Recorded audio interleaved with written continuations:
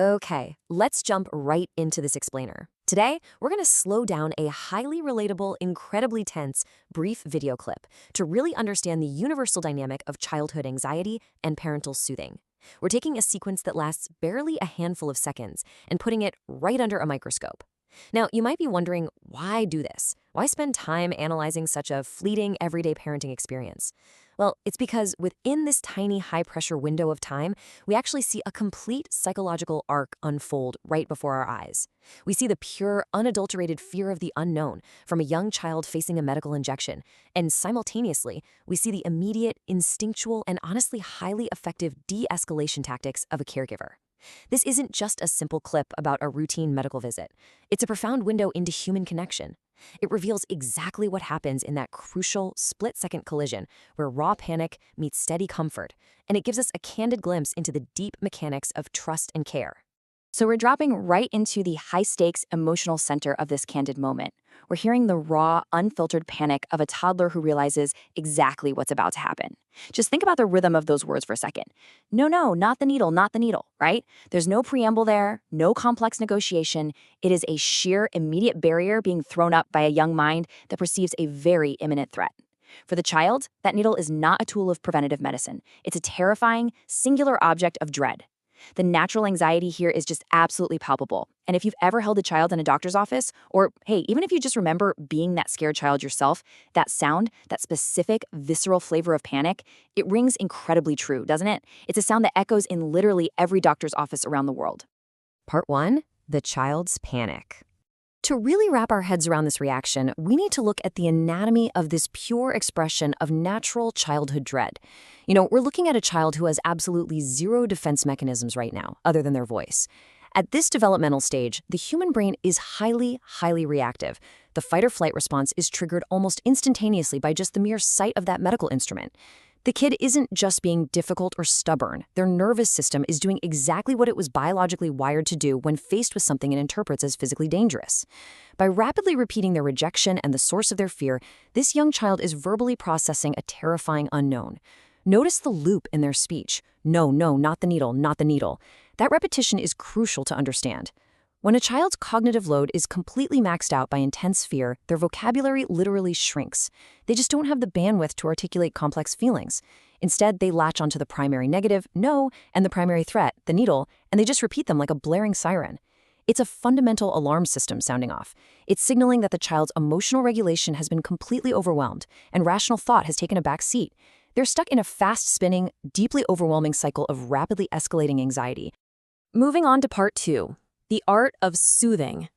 Because the real magic of this brief interaction isn't just the child's reaction. It's how the adult enters that absolute storm of panic and completely neutralizes it. The caregiver doesn't freeze, and maybe more importantly, they don't match the child's panic. Instead, they deploy this fascinating sequence of reassuring words and tactics. The stark contrast between the child's escalating fear and the parent's immediate, calm validation is brilliant. The child initiates with a frantic, repetitive no, no, but the parent counters not with a loud argument, not with a dismissive, oh, you're fine, but with a firm, deeply grounding, yes, son. Let's stop and think about why that works so well. This single word, yes, acts as an incredibly powerful psychological anchor. It completely cuts through the negative, spiraling loop of the no. It validates reality rather than denying it, signaling presence, authority, and safety.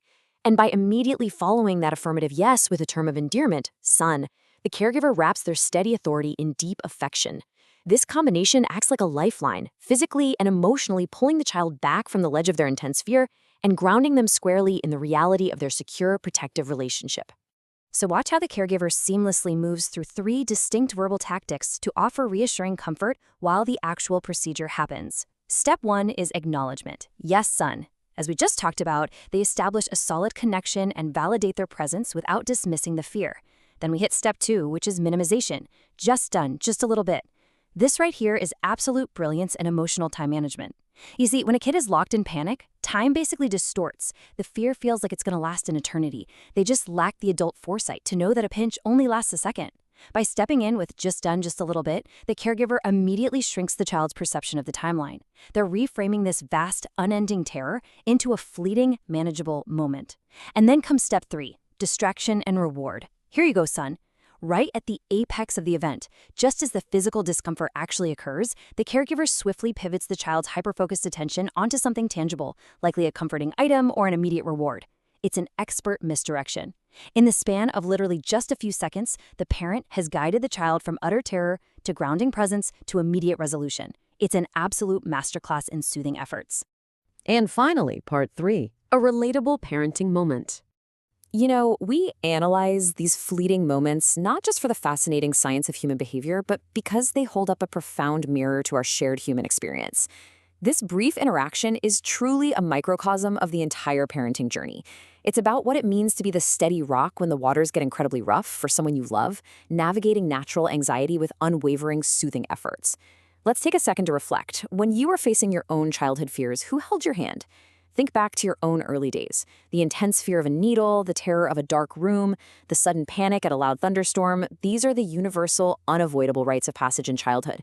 And the way we ultimately experience and internalize them is almost always defined by who was standing next to us. Did they offer that firm, grounding yes when we were trapped in our panicked no? Did they pull us close when we just wanted to run away? These micro moments of gentle intervention aren't just about getting through a doctor's appointment. They actually build the foundational architecture of our lifelong resilience.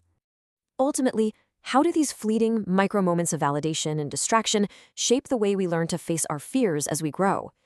The way a caregiver handles a toddler's intense fear of a medical injection lays a subtle yet incredibly powerful foundation for how that child will learn to self-soothe as an adult facing entirely different stressful situations. In these rapid, intense encounters, they learn that fear is temporary. They learn that overwhelming panic can be safely interrupted, and most importantly, they learn that they are safe in the hands of those who care for them. It beautifully transforms what is a terrifying few seconds in a cold doctor's office into a permanent, enduring milestone of care. So I want to leave you with this thought to ponder today. How much of your own inner strength today was quietly, patiently built by someone else whispering, "Just done, just a little bit," when you were too afraid to look?